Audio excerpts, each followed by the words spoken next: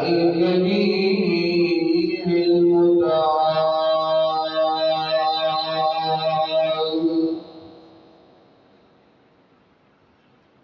الحمد لله الذي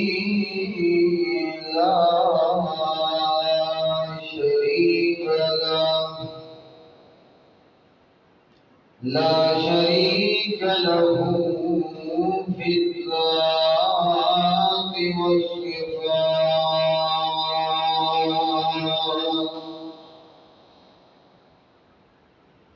والصلاة والسلام على من أرسل بالبراهين والبينات،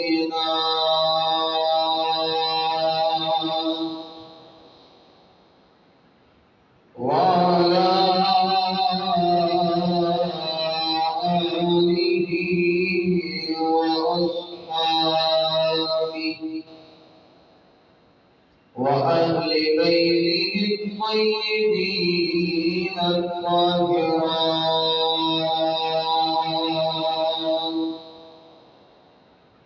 أما بعد، فأعوذ بالله من الشيطان الرجيم. بسم الله الرحمن الرحيم.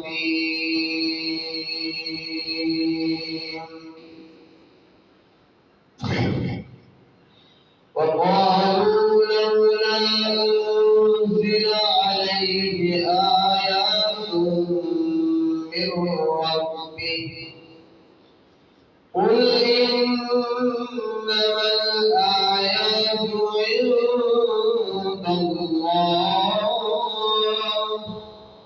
وإنما أنا نذير مبين.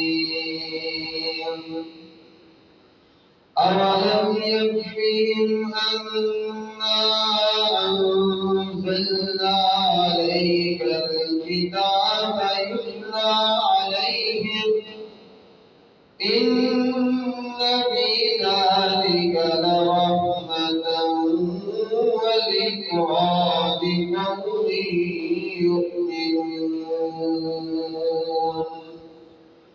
سبحان ربك رب العزة عما يصفون، وسلام على المرسلين، والحمد لله رب العالمين.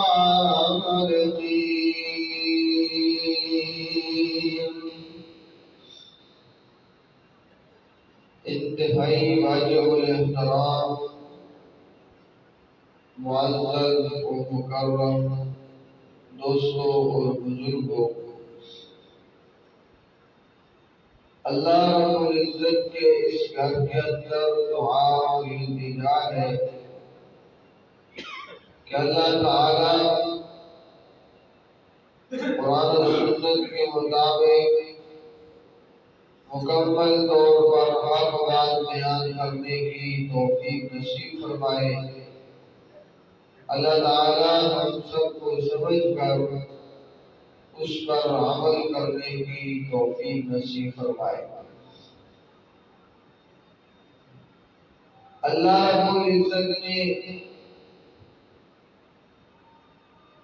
اس کائنات کے لوگوں کی ہدایت کے لیے انبیاء علیہ السلام کا سلسلہ جاری فرمایا۔ پھر انبیاء علیہ السلام کو اللہ نے معجزات عطا کیے،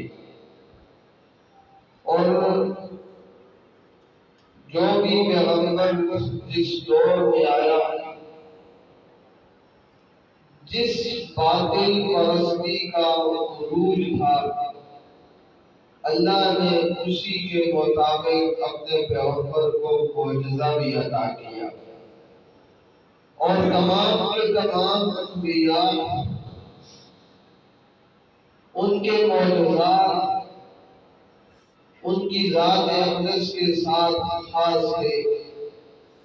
جب وہ دنیا سے رخصت ہوئے تو ان کے معجزات بھی ساتھ میں ہی رخصت ہو گئے، ختم ہو گئے، اور آخری پیغمبر حضرت محمد مصطفیٰ صلی اللہ علیہ وسلم کو اللہ نے معجزات کا مجموعہ عطا کیا تھا، اور کتابوں میں 3000 سے بھی زائد معجزات ذکر کیے گئے، اور اللہ کے نبی صلی اللہ علیہ وسلم کے دنیا سے رخصت ہونے کے ساتھ ان کے معجزات، ان معجزات میں جو سب سے بڑا معجزہ تھا اللہ کا قرآن، یہ ان کے جانے کے بعد بھی زندہ ہے اور کل قیامت کے بعد بھی زندہ رہے گا۔ اور معجزہ کہتے کس کو ہے؟ معجزہ کے اندر یہ ہے کہ کسی کو عاجز کر دینا، اللہ کا نبی ہو، اس کی ذات اقدس پر کوئی خلاف عادت کام ظاہر ہو جائے،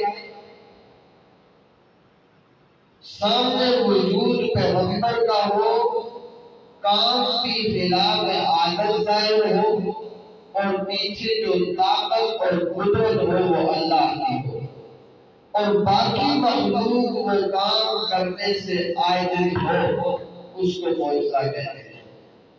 اسی طرح اگر خلاف عادت کام کسی نیک آدمی سے ظاہر ہو جائے، ولی اللہ کے ہاتھ سے ظاہر ہو جائے، طاقت اللہ کی ہوتی ہے، قدرت اللہ کی ہوتی ہے، ہاتھ ولی کا ہوتا ہے، اس کو کرامت کہتے ہیں، کرامت۔ باقی عام لوگ اس بات سے عاجز آ جائیں، وہ کام نہ کر سکیں، یہ کرامت ہوتی ہے۔ اسی طرح یہی خلاف عادت کا ایک آدمی کے ہاتھ میں ظاہر ہو، نہ وہ نبی ہے نہ ولی ہے، بلکہ شیطان کا کارندہ ہے، اس کے ہاتھ میں یہ کام ظاہر ہو جائے جو خلاف عادت ہو، تو اس کو استدراج کہتے ہیں۔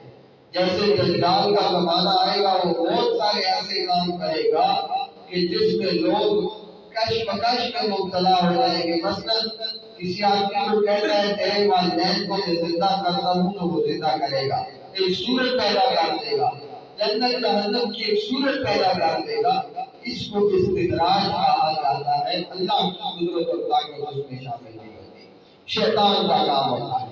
اب معجزہ نبی کے ہاتھ میں باقی مخلوق عاجز آ جائے تو کئی معجزات انبیاء نے ظاہر کیے، اللہ کی قدرت شامل تھی، لیکن جو مخالفین تھے وہ پھر بھی ان معجزات کو نہیں مانتے تھے، اور کہتے ہیں کہ جس طرح کی بات ہم کرتے ہیں، جو مطالبہ ہم کرتے ہیں، وہی آپ بات ظاہر کریں تو ہم ایمان لائیں گے۔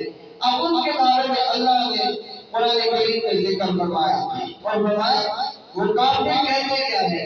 وَقَالُوا لَوْلَا أُنزِلَ عَلَيْهِ آيَاتٌ مِّن رَّبِّهِ، وہ کافر کہتے ہیں لَوْلَا أُنزِلَ عَلَيْهِ، کیوں نہیں اتاری جاتی اس کے اوپر آیات من ربه، اس کے رب کی طرف سے کوئی دلیلیں، کوئی معجزات، کوئی نشانیاں۔ حالانکہ نشانیاں تو اللہ کے نبی کو بے شمار عطا ہوئی، معجزات بھی بے شمار ملے، اصل میں وہ چاہتے کیا تھے؟ جس بات کا ہم اظہار کریں وہی بات پیغمبر ظاہر کریں، تب ہم اس کی بات مانیں گے۔ اللہ کے نبی صلی اللہ علیہ وسلم کو اللہ نے حکم دیا، قل کہہ دیجئے میرا پیغمبر، انما الآیات عند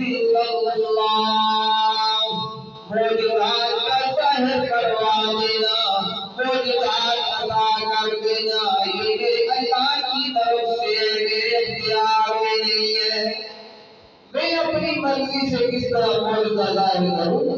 جب اللہ قدرت اپنی ظاہر کرے گا تو معجزہ ظاہر ہو جائے گا، اپنی قدرت کو ہر کر دے گا، اللہ چاہے گا تو معجزہ بھی ظاہر ہوگا۔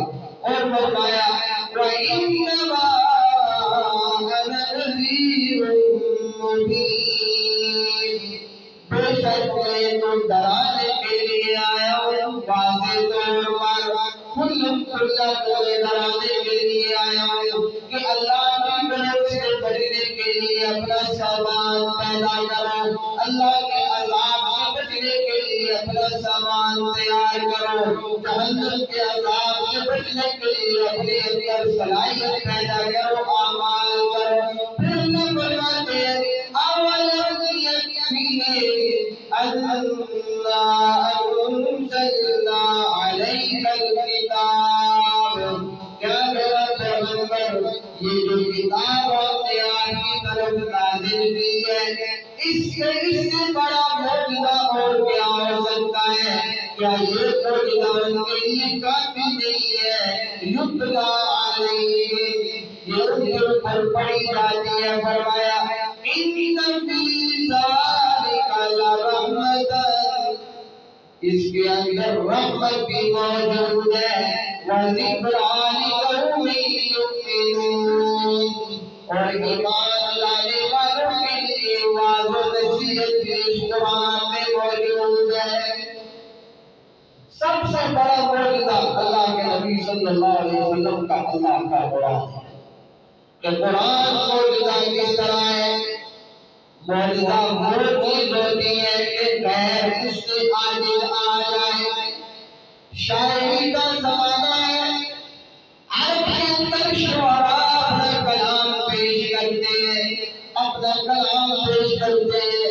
ہر ایک شاعر اشعار کی صورت میں ایک قصیدہ لکھ کر پیش کرتا ہے، دوسرا شاعر اس سے بھی بڑھ کر قصیدہ پیش کرتا ہے، تیسرا شاعر اس سے بھی بڑھ کر قصیدہ پیش کرتا ہے۔ صفوان بن وائل ایسا شاعر ہے جو زبان سے زندگی میں ایک مرتبہ جملہ کہہ دیا، دوسری مرتبہ وہ جملہ زبان پہ نہیں لایا بلکہ نیا جملہ اس نے کہا ہے۔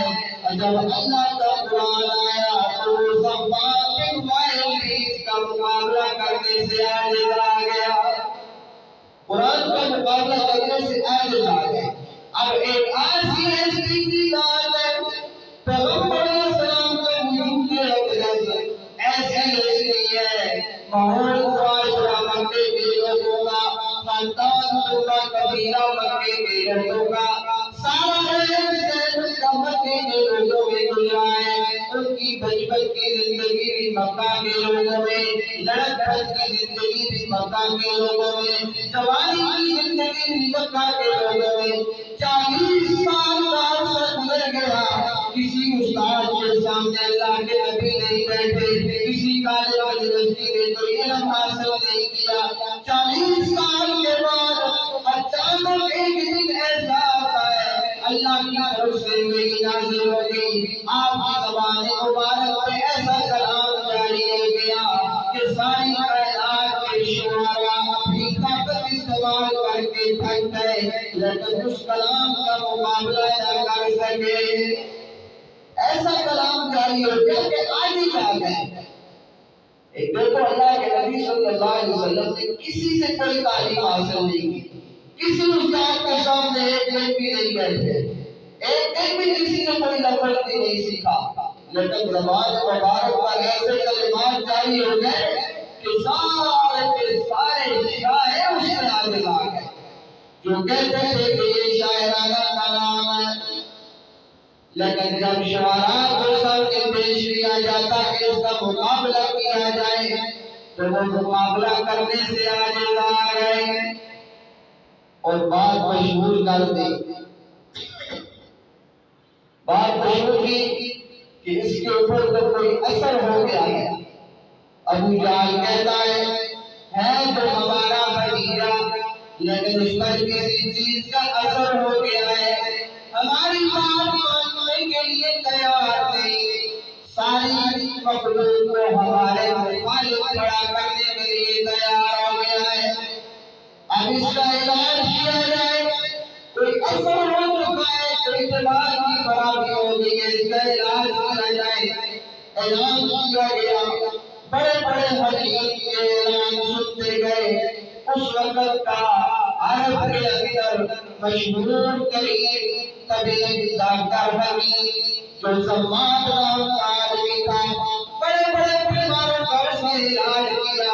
ابو جہل نے اس کو مکہ کی سرزمین پہ بلایا، کہا کہ میرا بھتیجا بیمار ہو گیا ہے، اس کے اوپر کسی چیز کا اثر ہو گیا ہے، آپ اس کا علاج کیجیے۔ زماد جب حکیم آ گیا، کہا کہ اس کا علاج کریں۔ اللہ کے نبی صلی اللہ علیہ وسلم کو جب اس حکیم کے سامنے بٹھایا گیا، اللہ کے نبی صلی اللہ علیہ وسلم نے فرمایا، اے حکیم صاحب، علاج کرنے کے لیے تو آئے ہو، پہلے مریض کے اس کی بیماری کی معلومات تو لے لو کہ مریض کو تکلیف کیا ہے، بیماری کیا ہے۔ جب بیماری اس نے پوچھی تو اللہ کے نبی صلی اللہ علیہ وسلم کی زبان مبارک پر کلمات جاری ہو گئے، فرمایا الحمدللہ نحمدہ ونستعینہ ونستغفرہ ونؤمن بہ ونتوکل علیہ۔ جب یہ کلمات اللہ کے نبی صلی اللہ علیہ وسلم نے پڑھے، زماد عربی جانتا تھا، حکیم تھا، عربی کی گہرائی کو جانتا تھا، کہنے لگا آیت علیہ، ایک مرتبہ دوبارہ یہ کلمات آپ پڑھیے۔ اللہ کے نبی صلی اللہ علیہ وسلم نے پڑھا الحمدللہ نحمدہ ونستعینہ ونستغفرہ ونؤمن بہ ونتوکل علیہ۔ زمان کہتا ہے تیسری مرتبہ یہ کلمات پڑھیے۔ اللہ کے نبی صلی اللہ علیہ وسلم نے تیسری مرتبہ کلمات پڑھے، الحمدللہ نحمدہ ونستعینہ ونستغفرہ ونؤمن بہ ونتوکل علیہ۔ زمان کی آنکھوں سے آنسو جاری ہو گئے، کہنے لگا بھتیجے، میں تیرا علاج کرنے کے لیے آیا تھا، جب میں نے تجھے تیری بیماری کے بارے میں معلومات حاصل کی، میرا علاج ہو گیا ہے۔ جو بات تو کہتا ہے وہی سچی ہے، مجھے کلمہ پڑھا، میں تیرا ایمان قبول کرنا چاہتا ہوں۔ آیا تھا علاج کے لیے، کلمہ پڑھا، اسلام قبول کر گیا۔ اثر تو ایسے ہوتا تھا، موجودہ چیز ہی ایسی ہے کہ جو دوسرے کو عاجز کرتے ہیں۔ اور اللہ کے نبی صلی اللہ علیہ وسلم کی ایک عام زندگی معاشرے کی وہ الگ تھی، لیکن معجزات ایک الگ سے تھے۔ اب اس کی مثال دیکھیں، اللہ کے نبی صلی اللہ علیہ وسلم معراج کے سفر پر گئے، ایک ہی رات ہے اور اس رات کا کچھ حصہ ہے۔ اللہ فرماتے ہیں سبحان الذی اسریٰ بعبدہ لیلا، میں اپنے بندے کو سیر کروانے کے لیے لے گیا اور رات کو سیر کروائی، فرمایا کہ پوری رات ہوئی، رات کا کچھ حصہ تھا، اس میں اپنے بندے کو میں نے سیر کروائی ہے، مکہ سے لے کر بیت المقدس تک، بیت المقدس سے لے کر عرش معلیٰ تک، پھر وہاں پر رب کے ساتھ ملاقات، راستے میں انبیاء کے ساتھ ملاقات، اللہ کی ملاقات کے بعد واپسی، موسیٰ علیہ السلام سے ملاقات، واپس اللہ سے ملاقات، پھر جنت جہنم کی سیر، پھر جہنم میں پڑے ہوئے لوگوں کے حالات، جنت کے اندر بنے ہوئے محلات کے اوپر لکھے گئے نام، یہ ساری سیر کرنے کے بعد اللہ کے نبی صلی اللہ علیہ وسلم اپنے بستر مبارک پہ پہنچ گئے تو رات کا کچھ حصہ گزرا تھا۔ سیرت کے دار یہاں پر لکھنے پہ آتے ہیں تو کہتے ہیں کہ جس طرح ایک آدمی دروازے کی کنڈی کو اتارے، وہ کنڈی ہل رہی ہو، اس کا ہلنا ختم نہ ہو، اللہ کے نبی اتنی دیر میں سارا سفر طے کر کے آ گئے۔ کنڈی اگر کمیلا ہو یا تالا کسی دروازے پہ ہلا کے لگا دیا جائے تو وہ کتنی دیر کے لیے ہلے گا؟ زیادہ سے زیادہ ہے۔ اب اس میں اللہ کے نبی صلی اللہ علیہ وسلم مکہ سے بیت المقدس پر عرش معلا پر جنت جہنم کی سیر انبیاء سے ملاقاتیں، واپس مکہ کی سرزمین پر۔ پھر آگے جو سیرت کے دار ہوتے ہیں، سیرت دیکھنے والے، وہ اللہ کے نبی صلی اللہ علیہ وسلم کی محبت پہ ڈوب کر باتیں لکھتے ہیں۔ اور ایک کتاب میں نے دیکھا کہ اس نے لکھا کہ جب اللہ کے نبی صلی اللہ علیہ وسلم مکہ کی سرزمین سے سفر شروع کر رہے تھے، اللہ نے کائنات کے نظام کو روک دیا کہ آج کوئی چیز نہیں چلے گی تو صرف میرے محمد رسول اللہ کی پرواز کرے گی۔ تو دیکھا کہ نظام رک گیا، واپس آنے تک اللہ نے نظام کو منجمد کر دیا تھا، اللہ کے نبی واپس آ گئے۔ موجودہ تھا اس طرح، اب باقی پوری دنیا میں کوئی اس طرح نہیں کر سکتا، لیکن عادی زندگی اس کی جب بات آئے، اللہ کے نبی مکہ سے سفر شروع کرتے ہیں۔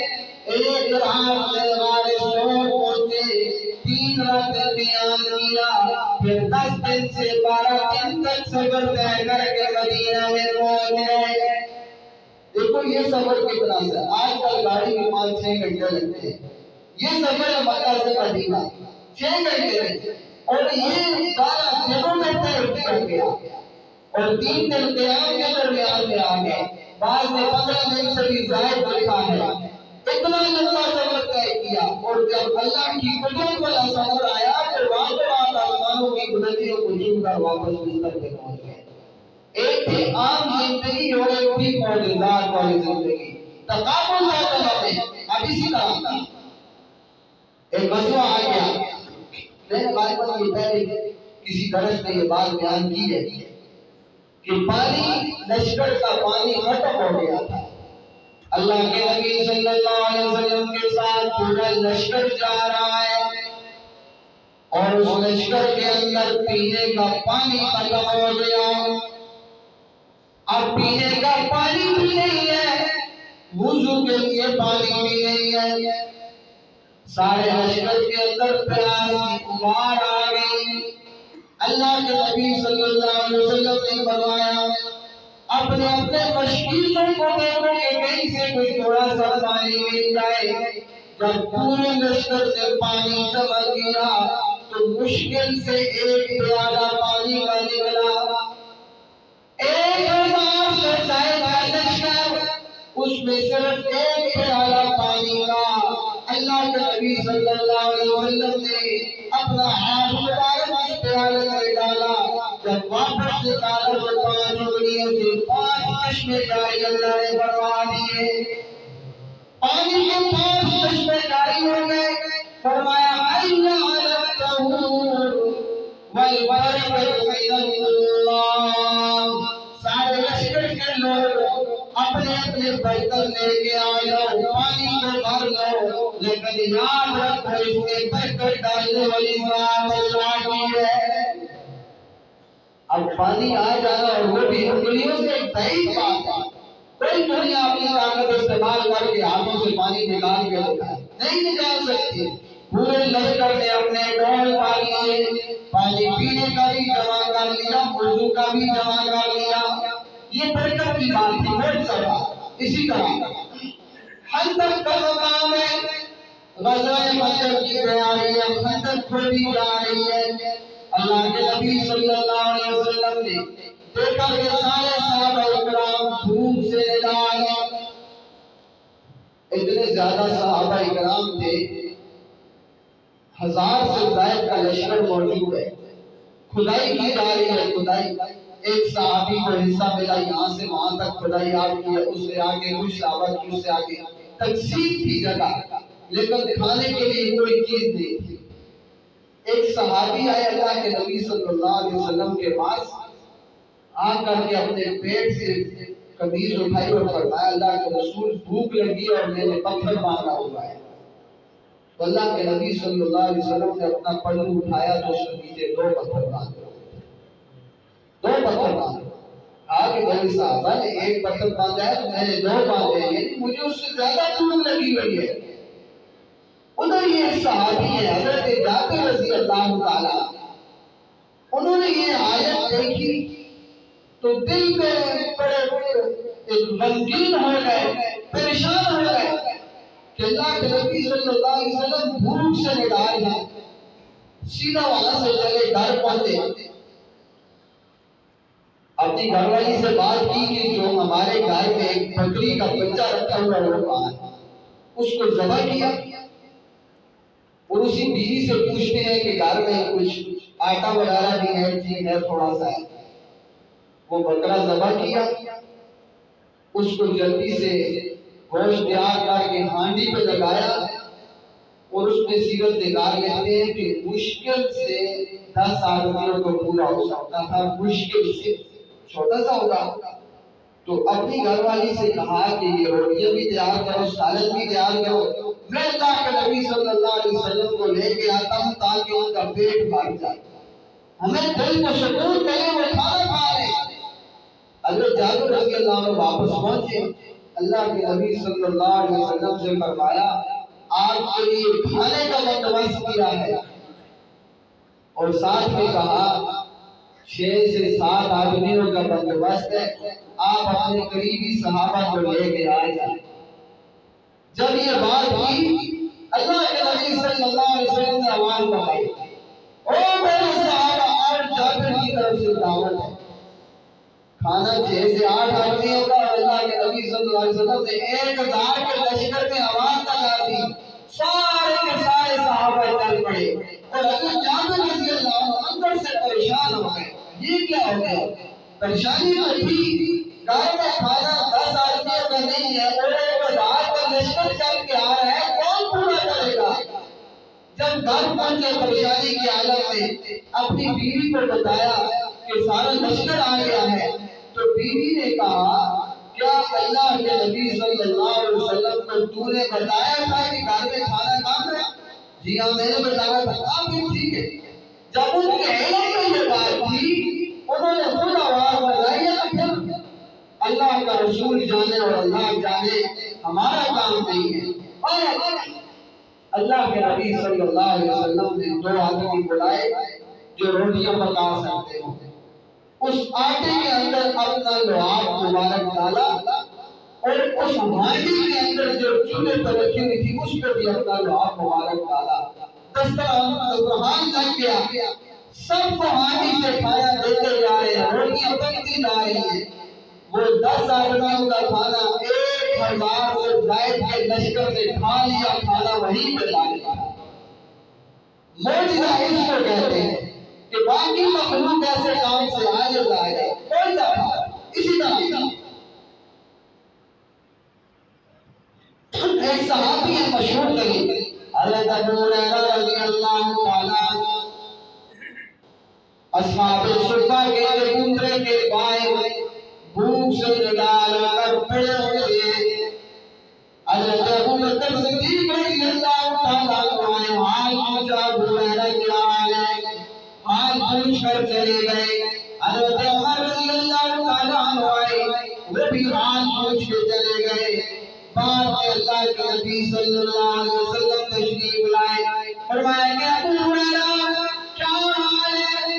جی اللہ کا شکر ہے۔ فرمایا کہ کچھ کھایا پیا بھی ہے کہ نہیں؟ ابو ہریرہ رضی اللہ تعالیٰ عنہ بول نہ سکے، اشارے سے بتایا کہ بھوکا ہوں اس کی وجہ سے بول نہیں سکتا ہوں۔ اللہ کے نبی صلی اللہ علیہ وسلم نے اشارہ کیا کہ میرے پیچھے آ جا، گھر میں تشریف لے گئے۔ حضرت عائشہ رضی اللہ تعالیٰ عنہ سے پوچھا گھر میں مجھے نہیں؟ جی ایک دودھ کا پیالہ ہے اور ایک ستو تھوڑے سے پڑے ہوئے ہیں، اس دودھ کے پیالے میں ستو ڈال دیے، اور ستو ڈالنے کے بعد اپنے ہاتھ مبارک سے اس کے اندر جلائے کر دیا۔